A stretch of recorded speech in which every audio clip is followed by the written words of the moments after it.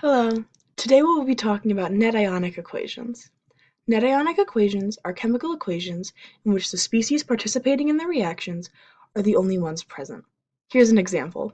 So here we have a molecular equation. Calcium chloride aqueous reacts with sodium carbonate aqueous to create calcium carbonate solid and sodium chloride aqueous. Next, we can write our complete ionic equation. An ionic equation shows which elements of the reaction are ions in solution and which create precipitate.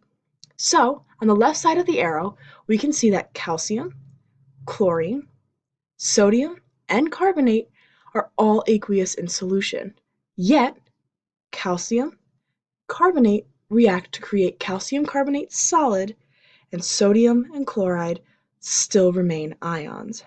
We call sodium and chloride spectator ions because they do not react to form precipitate.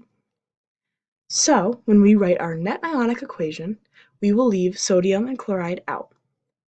So our net ionic equation will be calcium aqueous, carbonate aqueous to create calcium carbonate solid.